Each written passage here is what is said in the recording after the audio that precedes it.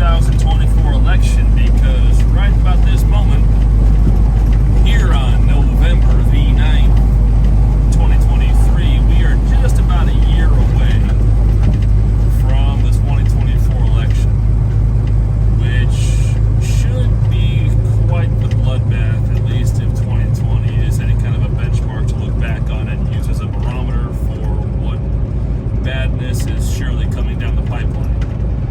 But that's for next November. For this November, looking at where we're at now, I thought I'd take a moment, or 10, or whatever it ends up being, and share my thoughts on the situation because, well, why not? Why not indeed? And where things are right now, this is my, shall we say, projection, prognostication, prediction, I don't know. These are my thoughts on how the election will look next year. Firstly, when it comes to the Republican nomination, we all know right now if the vote was held tomorrow for the nomination, Donald Trump would win the nomination without question, and he would be the Republican standard bearer going into the 2024 election. That's where all the polls have him. That's where all of the projections have him. That's just the way things are right now. Behind Mr. Trump, we have a very close race for second place, which is currently being fought by, or between, more accurately, it's the race for second is between Florida Governor Ron DeSantis and former UN Ambassador and South Carolina Governor Nikki Haley. A distant fourth, well, I should say, yeah, the distant fourth behind them is Mr. Ramaswamy, but I don't think it's going to last much longer, and there's really no one worth mentioning after him, because at this point, Chris Christie and Tim Scott are non-entities who will likely be folding up their candidacies before the month is out, or possibly, well, at the very least, probably before the year is out, because, well, they're not doing well in the polls, they're not resonating with voters, and no one really cares about them. Which is unfortunate for Tim Scott, because he's probably a really good dude. I've read a lot of good things about him, but he's just not moving the needle, and no one seems to care, which is probably unfortunate, but it is what it is. However, looking ahead to who actually wins the nomination, right this moment, as we all know, Trump would win if the voting was held before the end of this year, but looking ahead, honestly, I think of the non-Trump candidates, Nikki Haley has the best likelihood of winning the nomination for president for the Republican Party.